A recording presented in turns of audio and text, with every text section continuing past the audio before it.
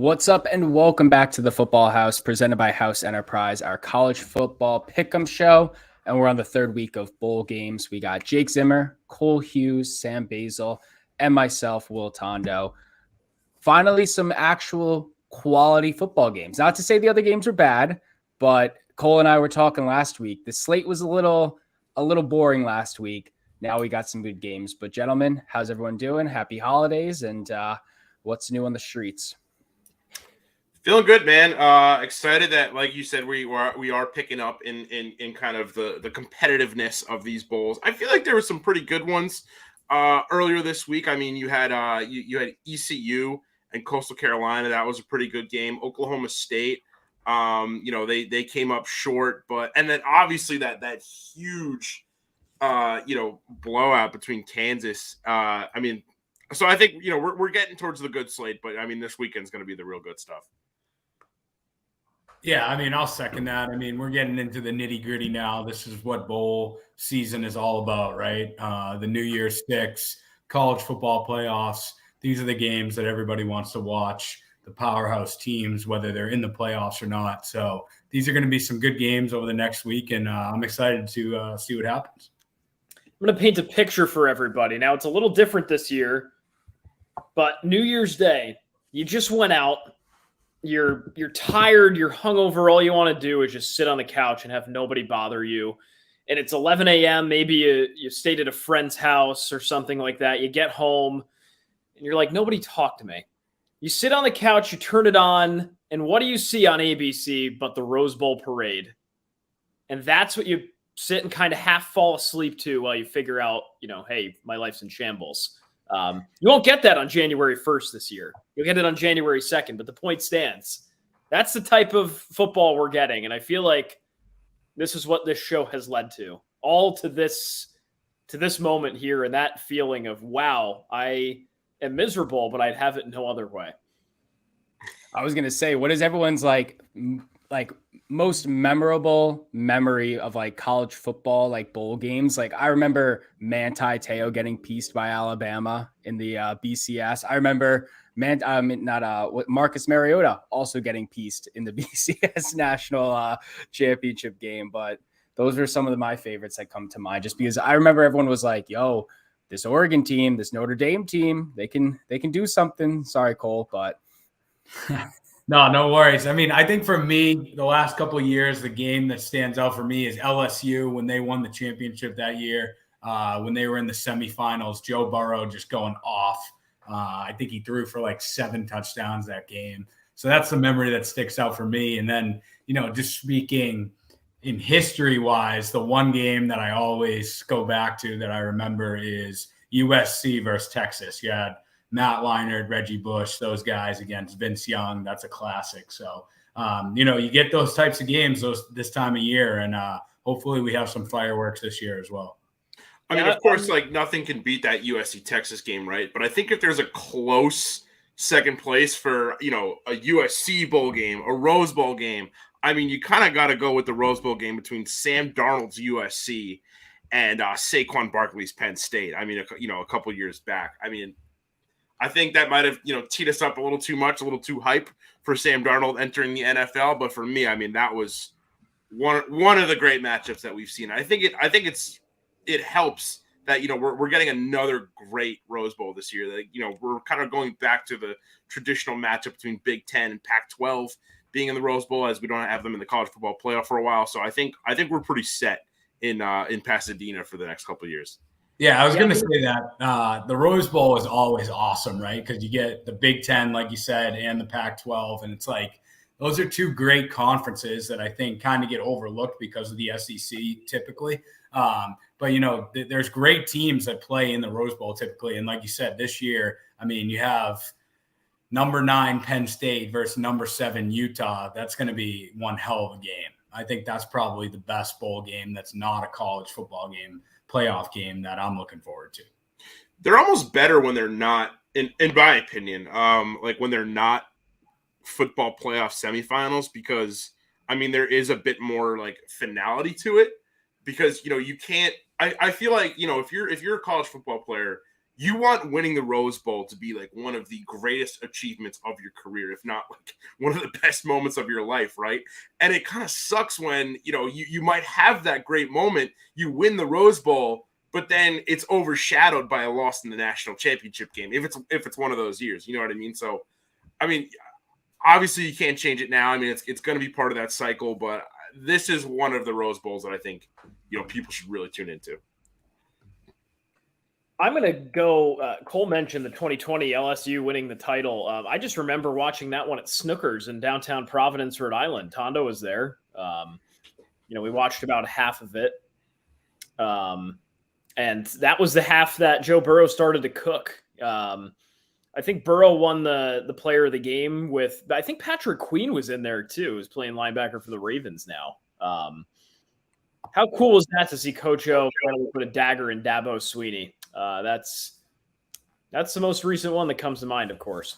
And that just looking like back at it real quick, just to refresh our memories. The final score of that semifinal game, it was the Peach Bowl. LSU was undefeated playing Oklahoma. The final score was 63-28 LSU. They put up, 50 points in the first half. It was, or close to it. It was crazy. And like I said, Burrow threw 7 touchdowns. He had 493 passing yards. It was just one of the best performances in recent years, like I said. And obviously he's gone on, had a great career in the NFL so far. But yeah, that one was memorable for sure. I mean, that LSU team had, I think, all 22 starters went to the draft. Yeah, I mean, that's insane. You had Clyde, you had Joe Burrow, you had Justin Jefferson. Like, that team was stacked. And then on the defensive side too, I mean, there were plenty of guys, like you said, Patrick Queen, like guys like that. I mean, both sides of the ball that they produced a lot of NFL talent that is still playing at a high level right now in the big leagues. Absolutely. So we'll bring it back to present day. Nice little trip down memory lane. And, for us, I'm back in top. Sorry, I wish Gracie was here because I also wanted her to talk about the Tulane USC Bowl, which is, the Football House's favorite 2 matchup this season. But I'm back up top, followed by Gracie. We got Basil, Gilly, Cole, Zimmer. Welcome back to the Over 500 Club. And Clubfoot Jim, whenever he decides to join us back, hopefully he can also get back into the 500 Club. But the crew is all in 500. So honestly, that's a win in my book. I'm just happy. I didn't realize I was doing that well. I'm happy to be here with the high rollers. Yeah, we got to end on a good note. We finish strong here and all end up above 500. That's the goal. That is the goal. So without further ado, we'll swing it over to Cole. Let's get your picks. Yeah, I got a good amount of picks just because we have, like I said, a lot of great games coming up, not even including the college football playoff, but I'll just run through my slate real quick. So the first game I have is NC State -1. They're playing Maryland in the Duke's Mayo Bowl. NC State, they're ranked 25th. They, had a pretty good year. These teams throughout history have seen a lot of each other. Back in the day, it was a pretty good rivalry. Their all-time record actually facing one another head-to-head is tied right now heading into this game. It's 33-4. So, whoever wins this game is going to take the lead in that all-time kind of head-to-head record. I like NC State in this game. They've had a good year. They played really well in the ACC. I mean, Maryland's had an up-and-down year. I think it'll be a close game. I think that's why the spread is only 1. But the game is actually being played at the Panthers' home stadium in Charlotte, Carolina. So I think that helps NC State's kind of a home game for them. I think a lot of fans will show out. So I'm going to take NC State -1 over Maryland. Moving on, we got the Gator Bowl, Tax Slayer Gator Bowl. Number 19, Notre Dame, my team, is playing South Carolina Gamecocks. Another interesting game because, South Carolina had a really good year. We've talked about them on the show in the past this season. Shane Beamer did a great job turning that program around. For them to be 8-4 and ranked 20th in a really tough SEC, that's a hell of a year for them. I know we've kind of shit all over Notre Dame all year, rightfully so, right? They definitely didn't live up to the expectations that we had going into the year, but it is interesting. They're both 8-4. Notre Dame started 3-3 on the year, and we wrote them off pretty much, but quietly they kind of won 5 games in a row, and they've actually had some impressive wins this season. I mean, yes, they lost to Marshall early in the year, which was embarrassing. They lost to Stanford, who they probably should have beat, but they also had some, pretty impressive wins against North Carolina, BYU, Syracuse, and Clemson, which are all ranked teams right now. So they actually did turn it around. They started to find their stride. I like Notre Dame money line. I think it's going to be a close game. I think it'll be an exciting one tomorrow, but I'm gonna go with the Fighting Irish, stay loyal to them, and take them in that game. Moving on, we got the Music City Bowl, Kentucky Wildcats versus Iowa Hawkeyes. Another interesting game. I think this one's going to be very low scoring. Kentucky doesn't have their quarterback, Will Levis. He's getting ready for the NFL draft, so he's opted out. That's going to be tough for them. Both these teams, great defenses. Iowa has the 4th ranked defense in the entire country heading into this game. Kentucky's at 17 though. So I think it's going to be a low scoring battle, but I like Kentucky to edge out Iowa, even though they don't have their starting quarterback. Going forward is the game that we talked about, USC versus Tulane. 2 teams that, we've obviously spoken a lot of on the pod this year. We like both of them. It's unfortunate that they got matched up against one another, but I mean, USC, you got to go with them -2. I think that is a very friendly spread. Obviously, they have Caleb Williams, the Heisman Trophy winner. I'm not going to bet against him. I think he's going to ball out. So I'm going to take the Trojans in that one. Moving on, we got the Rose Bowl. We talked about this briefly. Penn State, Utah, both top 10 teams. Going to be a hell of a game. Probably the one I'm most excited for, like I said. I like Penn State in this one. I think the Big Ten is just better than the Pac-12. Penn State is a really good football team. I mean, they had 2 losses this year, but their 2 losses came to teams that are both in the college football playoff in Michigan and Ohio State. So, I mean, that proves that they're a really good team. They can hang with, other good teams. So I'm going to take the Nittany Lions in the Rose Bowl +2. And then my final pick is going to be the Relia Quest Bowl. Never heard of that one, but it's Mississippi State versus Illinois. Mississippi State's ranked 24. They lost their coach, Mike Leach. Unfortunately, he passed away unexpectedly a couple of weeks ago. I think they're going to be playing for him big time in this game against Illinois, and I think they're going to ball out and get a victory in his honor. So I'm going to take the Bulldogs in that one, and I'll hold off on my college football playoff picks until the end. Yeah, RIP Mike Leach. I don't think we've had a podcast since it's happened, so that was definitely some crazy news. So a lot of bettors will definitely be on Mississippi State. Mr. Basil, let's swing it over to you. And Basil is on mute. On mute. All right, good.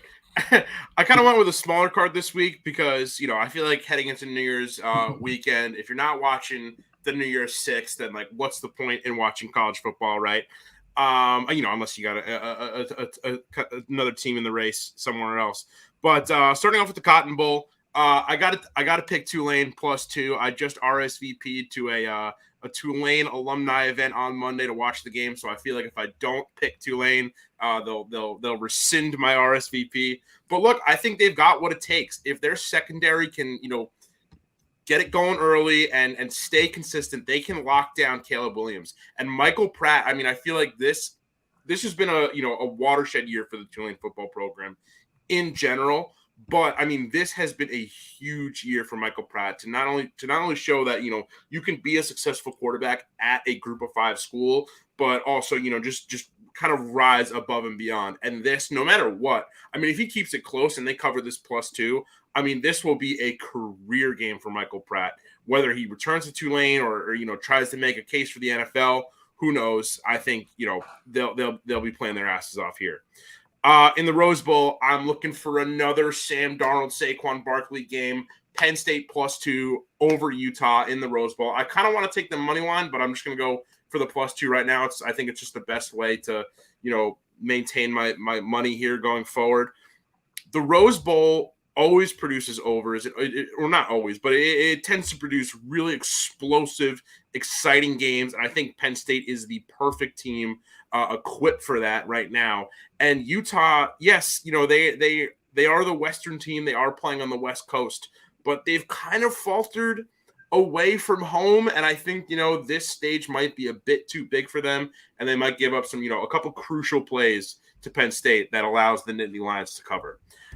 In the Sugar Bowl, which I think Tulane, you should have swapped. I think they should have swapped these matchups between the Cotton Bowl and the Sugar Bowl, because, the Sugar Bowl is kind of Tulane's home bowl. It used to be played at Tulane Stadium for a very long time. But I'm going to go Alabama -6.5 over Kansas State here, because, look, Kansas State has been another really exciting team in college football this year. Obviously, they knocked off TCU in the Big 12 title game, but I don't think they're a team that can hang around as long as Alabama can. We've seen them, kind of have quiet first quarters and then explode, throughout the game. That's something that Nick Saban teams have done his entire time there, and that's something they've done this season. And I think it's something that they will do in the Sugar Bowl. The Orange Bowl, probably the most orange bowl in Orange Bowl history. We've got Tennessee versus Clemson, and I'm taking the Vols +7 and money line. Clemson is just the weirdest team this year. They're a little bit too inconsistent for me to be super comfortable with. So I'm gonna rock with the Vols here, because the Vols were, a couple, plays away from from being a potential college football playoff team. So I gotta rock with the Vols here. And then I guess I'll leave my playoff picks for once we roll through those. Another history lesson. Did not know Tulane was the host of the Sugar Bowl. Yeah, it was played at Tulane Stadium for a very long time. So Fordham played in one of those. When are they going to send you your honorary degree for Tulane? I don't know. I guess I got to talk to my roommate about that. After the alumni event. Yeah. You might have to. I gotta start shaking hands and making some connections. The Tulane hat's been broken out more than the Fordham hat. The FU hat was it was riding high for a while. Well, they're out of the playoffs. They lost to New Hampshire. Look, again, a great season for Fordham, but I don't have a horse in the race there anymore. That is true. All right, Zim, let's hear it from you. What do you got? Yeah, a lot of it is well, Basil, I've got news for you. If I go down, you're coming down with me this week. A lot of the same picks that you do. Riding Tulane +2. Are we calling this the Gracie Marks Bowl at this point? We might have to. Well, she's out on Tulane, so maybe not. Alabama, I think, might cruise to this one. This could get ugly pretty quick, in my opinion. And then I'm actually going the opposite way in the Rose Bowl here with Utah. Listen, I think Penn State is a great football team. I was high on them for a good chunk of the year. I don't know. Utah's wins, I think, had more significance for me. You look at Penn State's losses, and they were against good teams, right? It was Michigan and Ohio State, and they hung around against Ohio State. I don't think that final score, for those that remember that game on Halloween weekend, 44-31. Remember that was close right up to the end, and then Penn State pissed it away, basically. So good football team. I just think they're going to run into another good football team in Utah because, again, those wins against USC were very significant given they basically knocked USC out of the playoffs here. Also riding Cole in Mississippi State -1.5. RIP Mike Leach. Illinois was a little bit too streaky this year for me. I think they had some good wins, some bad losses. It's hard for me not to pick Mississippi State here. Let's talk about the Barstool Arizona Bowl. I don't think this came up yet. Ohio and Wyoming are going to play tomorrow at Arizona Stadium. cool stuff because Barstool's actually going to do this game. They're going to produce it. They're going to broadcast it, all that good stuff. Ohio is a pretty good team. I look at Wyoming's schedule and I see mid all around. They're 7-5. Let's go over. They beat Hawaii by 7. They beat Colorado State by 1. They lost to Fresno State by 30 points. It was 30-0. They pitched a shutout. Boise State loss, a BYU loss. And they got rinsed by Illinois too, who I just trashed. Everything is screaming Ohio to me. I think this, dare I say, might be a mortal lock. It's free money, -2.5 here. The Tennessee comments that Basil just had, I am totally on as well. Clemson, I don't want to say they collapsed, but now DJ Uyunglele's future is uncertain. Who knows what the hell that game's going to bring. So I just love the way Tennessee played when they beat Alabama. I think was it South Carolina that they ran into really hot at the end of the year. Shit happens. Tennessee's going to bounce back and win this game. So it can be the spread and the money line there. And that's all. And that is all she wrote. Yeah, I mean, the Arizona Bowl, it's not Josh Allen's Wyoming anymore. We'll tell you that. It's not. I have not watched much Wyoming football, but it is not as prevalent as that. But it's a pretty cool setup seeing all the content they've put out thus far. So, I mean, bring some excitement to the games. You got the Cheez-It Bowl, you got the Mayo Bowl, and now you got the Barstool Bowl. So the only thing that makes There's 2 Cheez-It Bowls. Yeah, there are 2 Cheez-It Bowls, which is very weird. Only thing that makes me go like, all right, pump the brakes on Wyoming. The slander here is that 3 years ago, Wyoming played in the Arizona Bowl and they won. Big into the historical sort of, hey, did they win at this venue? Did they win against this opponent? That kind of stuff. They beat Georgia State 38-17 on New Year's Eve in 2019 at the Arizona Bowl. It's not going to sway anything for me, but just a tidbit for you. Just a tidbit. I think you guys are right. I think Ohio wins that game without any issues. I also I didn't take the pick, but I'm going to jump on Tennessee too. I just think Clemson are frauds this year. Really bad year for them. They haven't been able to get it together. They've had some really tough losses. And, Tennessee, like you guys said, we're very close to being a college football playoff team. So I'm going to take the balls in that game as well. Yeah, Jake, you said that, this was a team that, had trouble that kind of spun out this year. But, I mean, from watching them, I never felt like they ever even had it going. And, look, Dabo's great. DJ's great. I mean, if he gets a consistent season under his belt, I mean, he will be an NFL talent, but it's just that they never had it for me. Yeah, I don't know. I think they looked really good against NC State, who at that time was right in the thick of it. Looking at a couple other of their wins, again, they ran into South Carolina, who was pretty hot too. So I think Tennessee and Clemson got kind of shafted there.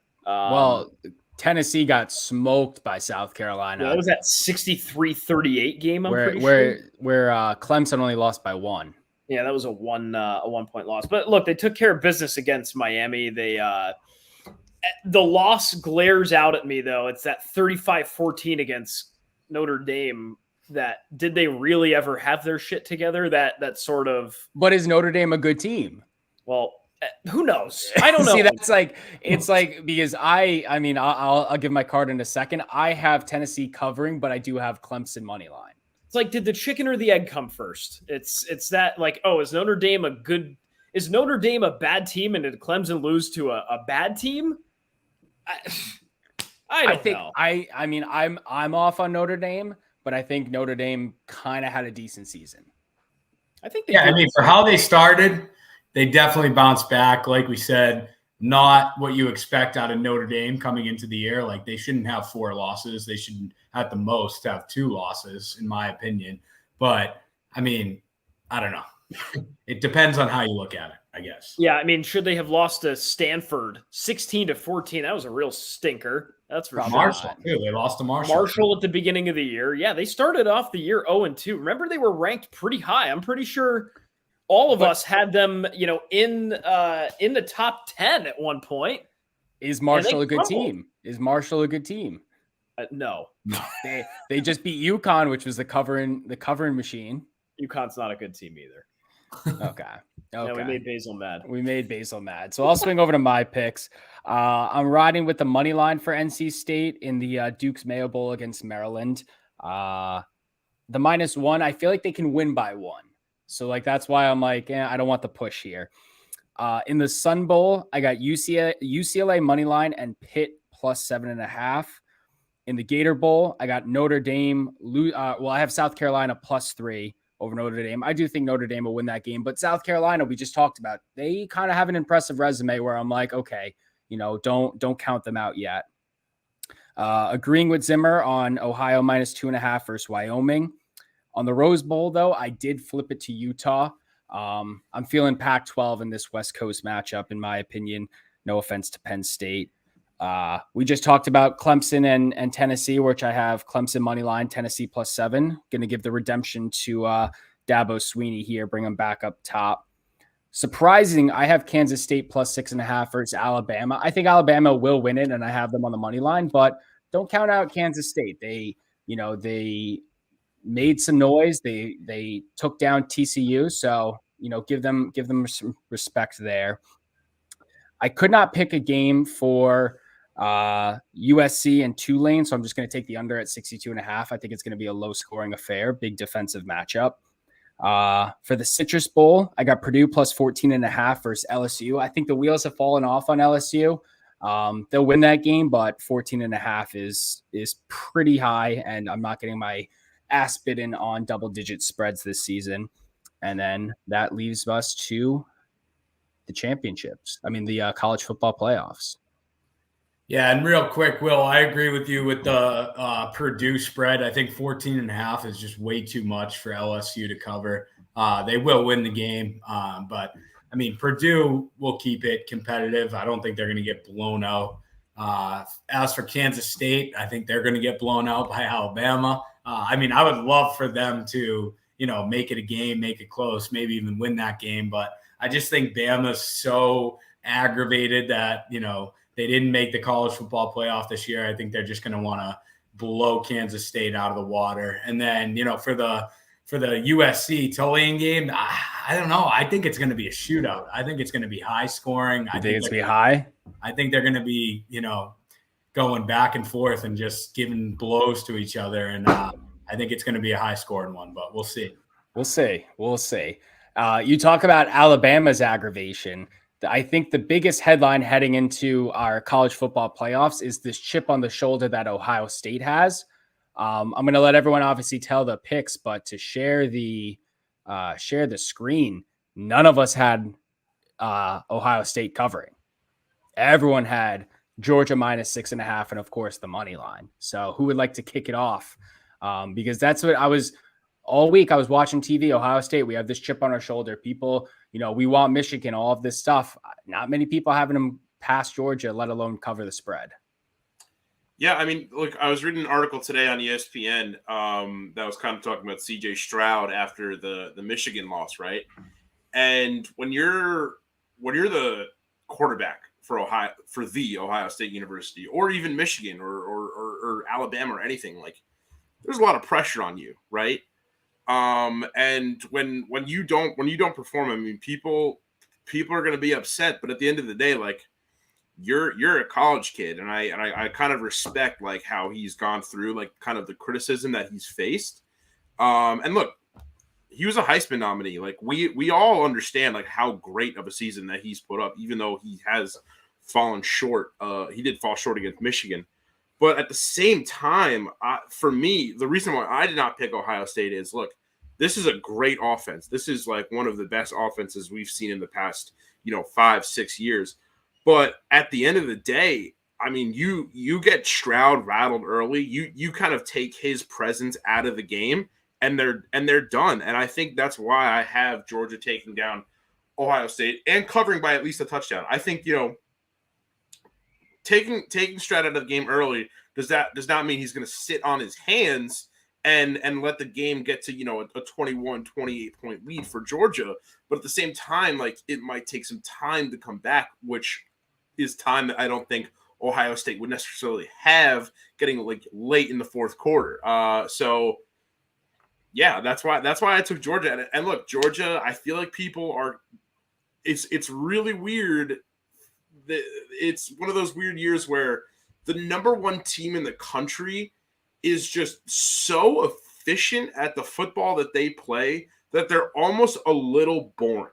Like, people are talking about them like, they just kind of walked into the college football playoff. They might not have what it takes. They're not super flashy, but the reason why they walked in to the college football playoff is just because they're so damn good at what they do. And that's why I have them winning and covering by, just one touchdown. I would not tease this to like a Georgia -10 or a Georgia -10.5, because I think that is kind of disrespectful for the talent that's on this Ohio State roster. But for me, I mean, it's like watching, like, it's like you're playing like a video game boss, and like there's like that big glowing dot, right? And that dot is CJ Stroud for me.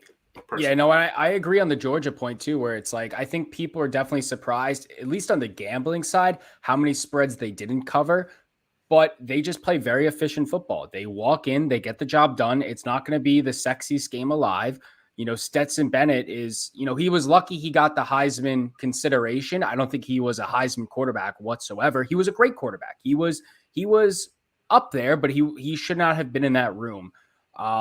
But what has Georgia done wrong all season? Nothing. There's no glaring issue. They're 13-0.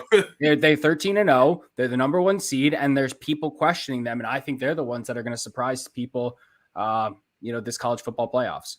Yeah, and I think the thing that you have to remember too is, I mean, look, they're defending national champs, and I think they are legit. Like, they are. I mean, Alabama's obviously still the top dog in the SEC because of how many championships they've won. But I think like Georgia's going to start entering that conversation. I don't think like last year was a fluke. Like, I think what Kirby Smart has brought to that program is he's going to make them a powerhouse that is going to give Alabama a run for their money, from now on. Right. I don't think it's just Alabama's conference to win anymore. And I mean, look, like, Georgia, I like them. I took them by 13 points to beat Ohio State because, like you said, Basil, I think if they get CJ Stroud rattled, he's going to, make a bad decision, make a bad play, turn over the ball. That leads to another touchdown somewhere in the game. And I just don't think that Ohio State is going to be able to stop Georgia on either side of the ball. I mean, Georgia, when I think of them, I don't really think of them as an offensive powerhouse. I think why they win so many games is because their offense is capable. They're efficient, like we've been saying, of putting up points, right? But they're not some powerhouse offense. Their defense doesn't allow teams to stay in the game. So if their offense can continue to put up points and their defense is shutting the other team down, they're going to win games. So I like Georgia 37-24 in this game. I mean, look, I think just their experience of last year and people doubting them that they're not legit and that last year was kind of a fluke. I think that's going to motivate them, and they're going to get by Ohio State pretty easily. Yeah, taking some statistics here from these are all from NBCSports.com here. And for the record, Cole, I'm right with you. I think the reason why I chose Georgia to win by so much, I think I had the biggest variance in scores with anybody that submitted them this week. 35-17. Yeah, 35-17 was my final. And for me, I just can't overlook the fact that, like, Kirby Smart's a defense guy. That's what he is. That's his calling card, if you will, right?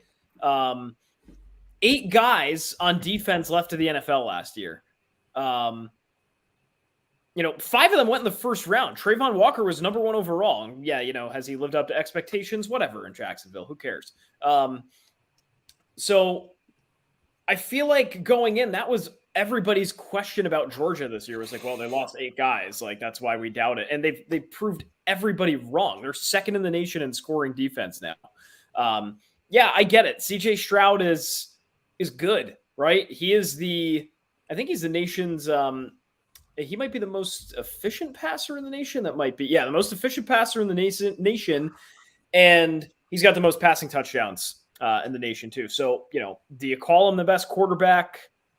You could, and you have some merit, but not against this Georgia defense for me. I think it's going to be a real long day for Stroud. I think it's going to be a long day for even all the offensive weapons for Ohio State. So that, I think Georgia cruises in this game.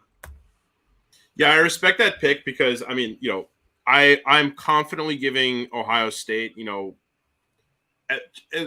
nothing more than a touchdown of error. But I feel like what we've seen a lot of times in the college football playoff is one of the two semifinal games is definitely not as close as it should be on paper.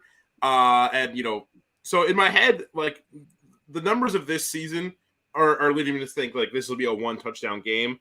But the kind of superstition side of me thinks that like I respect a larger margin for Ohio State and Georgia on your card. You make that it's a perfect segue to obviously the Peach Bowl where we're split decision. We all have Michigan winning, but Cole and Jake have Michigan -7.5. Basil, you and I have TCU +7.5. So because you made the point, Basil, started off with you on, you talking about one of these games, there's going to be lopsided. The other one might not. Why is TCU going to cover the +7.5? I think I've just succumbed to the hypno toad of the TCU Horned Frogs. I mean, they're a really just fun, exciting team.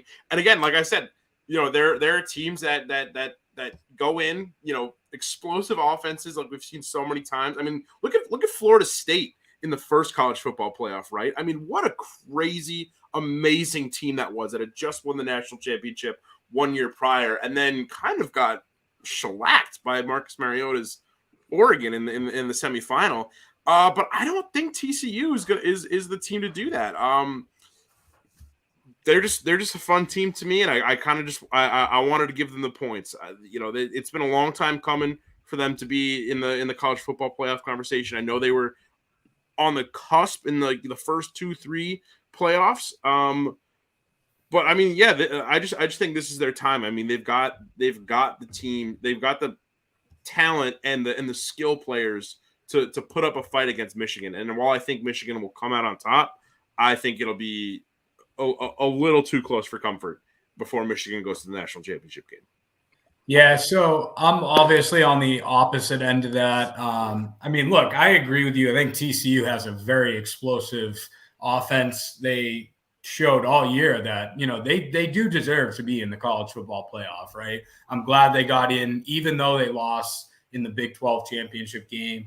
But that's kind of why I'm like iffy on them in this game, right? Like if they can't beat Kansas State, how are they going to go up against Michigan and even make that a game? I think Michigan's just way too good on both sides of the ball, and I just think they're gonna be way too much for the Horned Frogs. I mean, I don't want to say it's going to be the type of game where we saw last year between Cincinnati and Alabama, because I do think that this TCU team is a better team than that Cincinnati team was. But I just think Michigan's so good that I think it's gonna be a rout. I think TCU is just happy to be there. I think obviously they lost the Big 12, but they're happy to be there. And we saw, when Michigan was playing against Purdue, it was close at the first half. I think that Michigan is already looking forward to the national championship game. And again, I could be completely off, but I think that they see TCU as a win and their foot's not going to be on the gas until it's absolutely needed. And I think TCU is going to come out hot and try to play the underdog role perfectly. So I like the cover in the 7.5. Will it probably happen? I doubt it, but I'll take Basil's side on this one. Listen, I love Max Duggan. First of all, I'm going to say something outrageous. I think he might be the best quarterback out of those top 4 Heisman candidates. I think there's a world where that's the case. I mean, what did they score? Like 40 points a game this year. Those are numbers that are impossible for me to look the other way and just say whatever. Yeah, Michigan's defense is really good too. Just made the point that, defense is probably going to prevail in a game like this. Are they as good as Georgia's defense? Maybe not, but that's maybe for a conversation for another day here. The thing that gets me here is Michigan's depth. They just had Blake Corum go down a couple of weeks ago. That was against Illinois. He was out for the year. They throw Donovan Edwards in there. They pepper McCarthy a little bit with more plays as opposed to just handing it off to Corum and letting him run. And this team hasn't missed a beat. This Edwards kid rushed for 185 and had a touchdown against Purdue. He had 2 very impressive touchdowns against Ohio State when they played a couple of weeks ago. To me, this is a Michigan team that, hey, stuff goes wrong. It's the next guy up. We saw that from day one with the quarterback situation. It was McCarthy, and I can't remember the other guy that had a very similar name from as him that, they were going to platoon them on and off, and finally McCarthy wins the job from him. So I think that's Michigan's MO. It's like, somebody goes down, tough. You're back at it. They just mercilessly beat Ohio State a couple of weeks ago. It is impossible for me to not pick Michigan here. And I think the over is tasty at 58. Michigan's proved they're a second half team. Their defensive mistakes have mostly come in the first half against their schedule this year. Loving the over too. Might add that. Yeah, and I think Michigan's just hungry too, right? Like the last couple years, they, prior to last year when they did get in, it was like their main focus was getting into the college football playoff, getting above Ohio State and getting in, right? Last year, they actually did make it in. So I think they have their, higher aspirations this year. And they lost to Georgia last year in the first round, right? And they got beat up pretty good. So I think they want another shot at Georgia. Now, we'll get into our national championship predictions. I don't necessarily think that Michigan's going to win it all, but I think they want that second shot at Georgia, and I think that's why they're going to beat up TCU pretty good so that they can at least try to, beat Georgia this year, in which would be the national championship. So we'll keep Zimmer on the mic for this one because we all have a national championship pick. We all have it as a single touchdown, a single score margin. Zimmer's the only one that has Michigan. So let's hear why Michigan who, if this is the matchup, I would assume would be the underdog, probably 2.5, 3 points. But why is Michigan going to win this game? Still can't turn a blind eye to the depth. It's that simple. It's going to come down to, I simply think Michigan is a deeper team than Georgia. Now, I think Georgia's a statistically better team than them in a few different areas.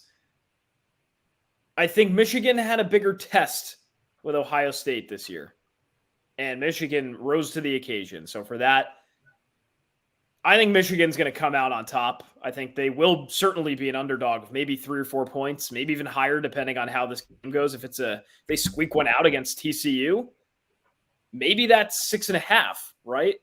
I just love the way Michigan's played this year. Their win over Ohio State, I think, is the sole factor in me picking them against Georgia. Maybe that's ignorant. That's what I'm taking here. And by the amount that they beat Ohio State too, I should say too. That's very much sticks out to me. I had my doubts about McCarthy. I think I'm all in on Michigan. I know people are going to definitely point out that Ohio State game, but I think the rivalry definitely put some pedal to the metal on that game. That I think Michigan's a very good team, but if Ohio State and Michigan weren't these rivals, weren't, Big Ted butting heads, and, Michigan was the little brother for many, many years, I think it would have been a closer game than it showed on the field. Yeah, and Zimmer, I want Michigan. I want Michigan to win it all. That's if I had to pick a team to win it, I want the Wolverines to win it. I think they deserve it. That would be awesome for Harbaugh. I think that would be great. I just think, you say Michigan has the depth, which I agree. But I think on the opposite end, and why I'm ultimately taking Georgia to beat Michigan by a touchdown in the national championship, is just going back, like I already said, is Georgia's their experience, right? They've already been there. They know how to handle the big game. And two, I just think that they're a better team. I think that they just have more talent overall on both sides of the ball. And I think that, Michigan will make it close. It won't be like the game last year where Georgia kind of tossed them around. But I just think that Georgia is the better team, and they're ultimately going to be back-to-back champs. I'm right there with you. I am right there with you. I think we talked about it where, like you said, it's not Alabama's conference, let alone whole college football landscape to, they're not high and mighty and comfortable anymore. Georgia's going to come in, and I think they do the repeat. Anything for you, Basil? No, I mean, look, it's hard to give an analysis on this game without echoing anything you guys have said. I mean, if I could, this is nothing against the Big Ten, because year after year they are, if the SEC has been the best and most talented conference year after year, the Big Ten is an incredibly close second. But at the end of the day, I think, and it's nothing against any of these, middle of the pack programs in the conference, but outside of Ohio State and Michigan, there aren't that many in-conference games for the Wolverines or really the Buckeyes that feel like it's always going to be a playoff game. I feel like, maybe it's because they're the attention-grabbing games, but I feel like this year more than ever, every single game in the SEC has felt like a playoff game. Every single result, every upset between, it's in kind of that triangle between, Georgia, Alabama, and Tennessee had huge, ranking shaking implications. And I think, yes. So again, Georgia, not the flashy team, but they have been through the toughest gauntlet that I think any other playoff team has been through this season. So that's why I've got them on top. I mean, look, Michigan is talented. Michigan is deep. This is a watershed year for Jim Harbaugh, and his Wolverines team. I mean, because, I feel like these past couple of years, he's been building and silencing a lot of these like naysaying people in the early years of his time at Michigan. But again, I just think Georgia is the machine. They're almost kind of like, not yet, but I mean, they're kind of like the evil empire. Any team from the SEC going up against anybody, whether they're Power 5 or not, I mean, the SEC as a whole is the evil empire of college football. So, I mean, yeah, and I agree with you, Basil, because if you look at it, right, look in the last like 15 years, you said like for the Big Ten, all you really hear about is Ohio State and Michigan, right? And why the SEC kind of gets more respect is it's just because they deserve it, right? I mean, if you look at the last 15 years, you've had LSU win a national championship. You've had Alabama win multiple. You've had Auburn win one. You've had Georgia win one. Like those are 4 teams right there. Florida, even going back to Tim Tebow days, that's 5 SEC teams that have won national championships kind of as we've grown up, right? What teams from the Big Ten have won a national championship? Just Ohio State, right? Mm-hmm. So it's like that's why the SEC is looked at as the best conference, because even though Alabama has been the dynasty and the number one team, there's been other programs that have shown up and won the national championship out of that conference where that hasn't been the case in other conferences. And look, if you put Michigan or like if you put these Michigan teams or Ohio State teams that we've seen in the past couple of years, like in the SEC, they have as good a chance as anybody. Like they could run the table. But again, the thing about the SEC is every single game is a war. So it's like you never actually know who's going to come out until it's all over. So I just don't think that they've taken the beatings week after week that Georgia has. Like they deserve to be the second, third best teams in the country. But I don't know if they're that one spot. I mean, they're just shy of it. So yeah, I mean, it comes down to strength of schedule, right? We always talk about that. Like that's what the college football committee always talks about. Strength of schedule. Like that's why Alabama almost got in this year. I mean, even though they had 2 losses, like you're saying, Basil, they're playing against SEC teams every week that like could easily knock them off, right? So they get looked at more favorably with 2 losses compared to teams like Ohio State or Michigan, because who are they playing really? It's Penn State and Michigan State, each other. And then after that, it's like all mid teams, right? So, I mean, it's just, if you're a team in the SEC, you have a harder strength of schedule. So if your record isn't as good, I feel like you kind of get a little bit of a pass because you're in that conference. And again, this is just this year. I mean, we're seeing how college football is evolving, and, you know, who knows, Deion Sanders could surprise people at the Pac-12 next year. And Alabama, I mean, obviously they're always influxing talent, but it could be an off year. Who knows? But right now, we got Georgia, we got Michigan, we got TCU, we got Ohio State.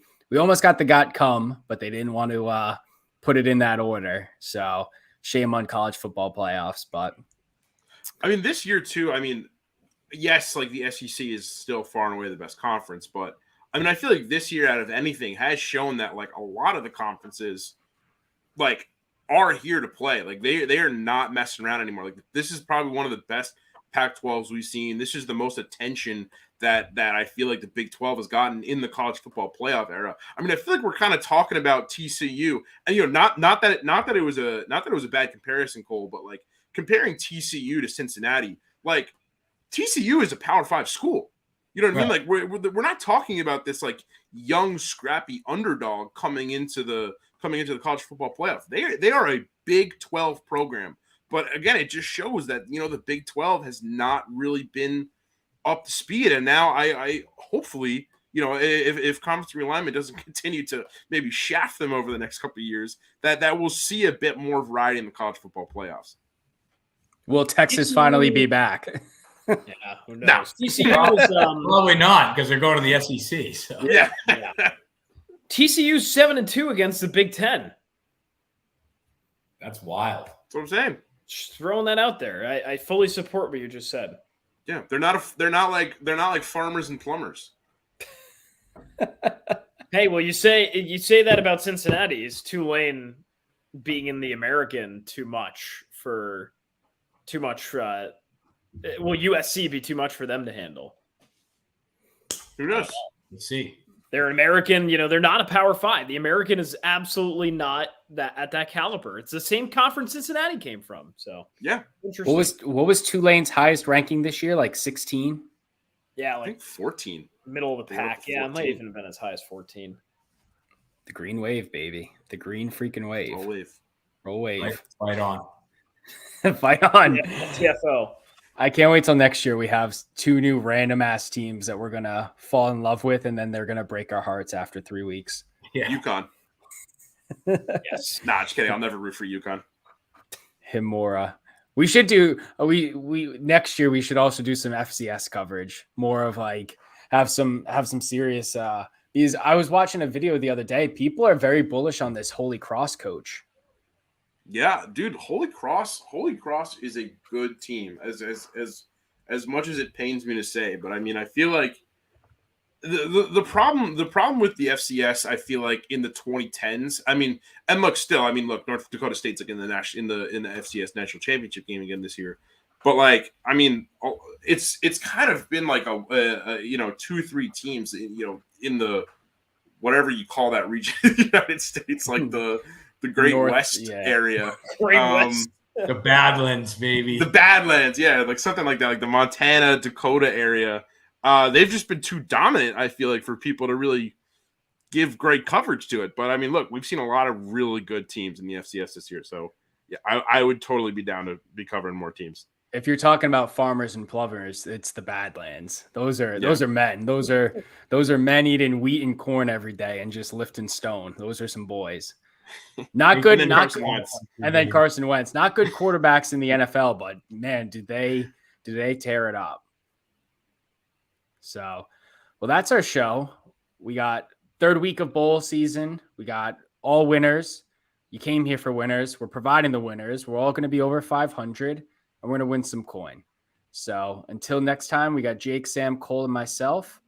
Have a happy new year and take it easy.